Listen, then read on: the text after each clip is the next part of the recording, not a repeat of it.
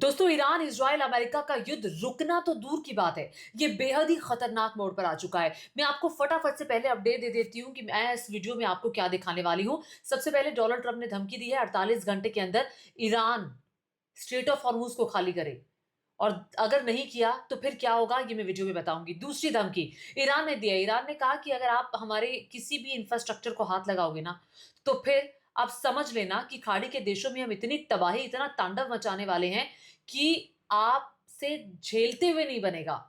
Qatar का याद है ना, कतर में किस तरह से रास लाफान रिफाइनरी में जो हमला किया ईरान ने, उससे पूरी दुनिया में एक किस्म से गैस का संकट आ गया, यूरोप में भी एशिया में भी। इतना नहीं, रात में जो ईरान ने हमला किया डिमोना शहर पर, अराद शहर पर, वो हमला, उस हमले से इजराइल को छठी का दूध याद आ गया। आइए मैं आपको विस्तार से बताती हूँ कि आखिर क्या हुआ है। सबसे पहले मैं आपको बहुत ताजा अपडेट दे देती हूँ। डोनाल्ड ट्रंप ने धमकी दी है उन्होंने ईरान को धमकी देते हुए कहा कि 48 घंटे के अंदर स्ट्रेट ऑफ हॉर्मुज भाई आप खाली कर दो, नहीं तो आपके जो पावर प्लांट्स है, बिजली संयंत्र है, उसको उड़ा दिया जाएगा और ब्लैकआउट हो जाएगा पूरे ईरान में। ये डोनाल्ड ट्रंप की धमकी। 48 घंटे का वक्त डोनाल्ड ट्रंप ने अब ईरान को दिया है, और ये 48 घंटे में से 10 घंटे होने भी वाले हैं, 7 से 8 घंटे हो चुके हैं। अब ईरान ने कहा, अगर आपने हमारे पावर प्लांट्स को हाथ लगा लिया तो फिर जितनी गल्फ कंट्रीज हैं, यहां पे जितने भी एनर्जी इंफ्रास्ट्रक्चर है, उस पर हम हमला करेंगे। और ईरान जो है वो इससे पहले ट्रेलर दिखा चुका है, जितने भी डीसैलिनेशन प्लांट्स है उस पर हम हमला करेंगे। मैं आपको फटाफट से ये बता देती हूं कि कतर में जो हमला हुआ था उससे 17% की जो गैस सप्लाई थी पूरी दुनिया भर की, वो रुक गई। ये एक छोटे से हमले के बाद, ये मतलब एक जगह पर हमले के बाद हुआ। अगर अलग अलग एनर्जी इंफ्रास्ट्रक्चर पर ईरान ने हमला कर दिया तो फिर क्या होगा, आने वाले भविष्य के लिए क्या होगा। यूरोप में गैस नहीं जा पाएगी, अफ्रीका में नहीं जा पाएगी, एशिया में नहीं जा पाएगी। पहले से ही देखो ना कैसे लोग सिलेंडर लेके लाइनों पे खड़े हुए हैं। हालात पहले से ही खराब हैं, और उसके बाद क्या मंजर होगा कुछ नहीं कहा जा सकता। अब ये धमकियां, क्योंकि इस युद्ध में हमने देखा है धमकी पर धमकी जो दे रहे हैं वो कर भी रहे हैं, इसीलिए डर बहुत ज्यादा पैदा हो गया है। अब ईरान कह रहा है एनर्जी इंफ्रास्ट्रक्चर नहीं, डिसैलिनेशन प्लांट्स पर भी हमला करेंगे। आप सभी जानते हैं कि खाड़ी के देश जो है, जो समंदर का पानी होता है वो खारा होता है, उस पानी को क्लीन करते हैं, उस पानी से जो नमक है वो निकालते हैं, इसके साथ साथ जो बाकी जो चीजें हैं वो निकाली जाती हैं। मैं आपको ये बता दूं कि डिसैलिनेशन जो प्लांट्स है, ये इसमें से बाकायदा खनिज और जो नमक है, चूंकि खारा पानी होता है ना, उसमें नमक बहुत ज्यादा होता है समुद्र के पानी में, उसको निकाल करके उसको पीने योग्य बनाया जाता है, और डिसैलिनेशन प्लांट्स में ये काम होता है। अब मैं आपको ये बता देती हूँ कि कौन कौन सा देश कितने कितने पानी पर निर्भर करता है। मैं आपको बता दूं कि कतर में जो पानी, 99% पानी इन डिसैलिनेशन प्लांट्स में साफ होता है। बहरीन का 90% पानी, सऊदी अरब का 70% पानी, यूएई का 42% पानी, खाड़ी देशों का लगभग 90% पानी समुद्र तट पर बने 56 बड़े बड़े डिसैलिनेशन प्लांट से आता है। और अगर इन डिसैलिनेशन प्लांट्स पर हमला हो गया तो फिर पानी की बूंद बूंद के लिए तरस जाएंगे, लोग प्यासे मर जाएंगे। और मुझे लगता है कि डोनाल्ड ट्रंप ने ये धमकी देने से पहले सोचा भी नहीं। आप धमकियों पर धमकियां दे रहे हैं। ईरान भी कह रहा है कि हमारी संप्रभुता पर हमला हुआ है, हम हर हमले का मुंह तोड़ जवाब देंगे। ये ईरान ने साबित कर दिया है। ईरान ने साफ तौर पर बता दिया है कि आपके हर हमले का माकूल जवाब दिया जाएगा, लेकिन फिर भी कोई रुकने को तैयार नहीं है। ये जो युद्ध इजराइल ने शुरू किया ना, ये इजराइल को भारी पड़ता हुआ दिखाई दे रहा है, क्योंकि रात में जो इजराइल में हुआ वो आप कह सकते हैं तांडव हुआ। वो इजराइल ने नहीं सोचा था, क्योंकि इजराइल के आयरन डोम ने काम करना बंद कर दिया।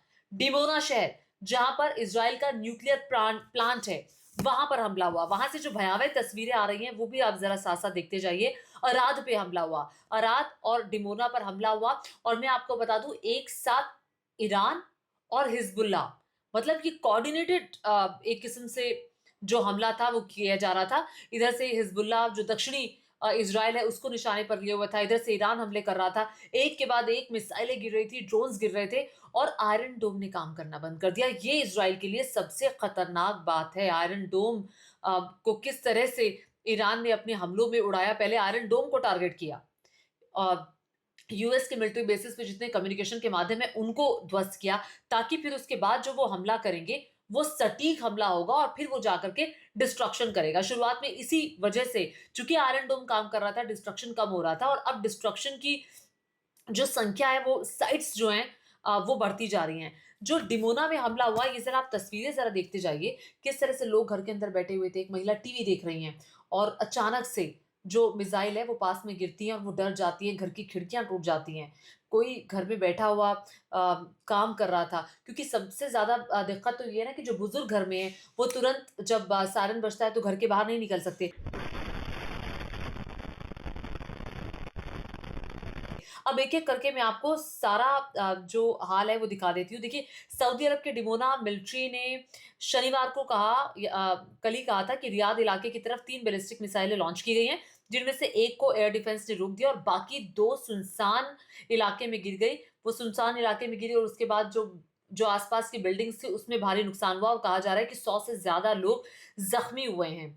और जो एक बड़ा अपडेट आ रहा है, अराद जो इलाका है, अराद में रॉकेट हमले पर सिचुएशन रूम में अपडेट लेते हुए नेतन्याहू देखे गए हैं। देखिए, ये सिचुएशन रूम बना हुआ है, जहाँ पर नेतन्याहू खड़े हुए हैं, बाकायदा वो स्क्रीन पर हाथ लगाकर देख रहे हैं कि क्या हुआ है, कैसे हुआ है, क्योंकि ये अचंभित करने वाली बात थी। ये वो शहर थे, जिन्हें अब तक ईरान ने नहीं छुआ था। अब ईरान ने इन हमलों से इज़राइल को बता दिया है कि आपका हर शहर हमारी ज़द में है। इसके अलावा मैं आपको ये भी बता दूँ कि ये दक्षिणी इज़राइल का इलाका है और ये अराद की एक तस्वीर जो मैं आपको बता रही थी कि एक महिला घर में बैठी हुई थी और किस तरह से मिसाइल आती है, फिर दूसरी महिला घर की आती है, अचानक से फिर ये लोग बाहर की तरफ भागते हैं। तो ये वाक़ई में भयावह तस्वीरें हैं जो सामने आ रही हैं। इसके अलावा ये इस तस्वीर का मैंने ज़िक्र किया। इसके अलावा डिमोना और रात में कल रात इज़राइली मिसाइलें जो गिरी हैं, उससे 100 से ज़्यादा लोग ज़ख्मी हुए हैं। बहुत सारे लोगों की मौत की भी जानकारी आ रही है कि कई लोग इससे हताहत हो रहे हैं। वो बात अलग है कि अब इसको मानेगा ईरान या नहीं मानेगा। हालाँकि मैं ये तस्वीर भी आपको दिखाना चाहूँगी। इज़राइल में जब जनता का गुस्सा national security minister Ben Gvir पर भड़का। एक महिला चिल्ला रही है। महिला कह रही है कि अ उसके कहने का मतलब है कि ईरानी हमलों की वजह से इज़राइल में हुई मौतों के लिए वो ज़िम्मेदार हैं।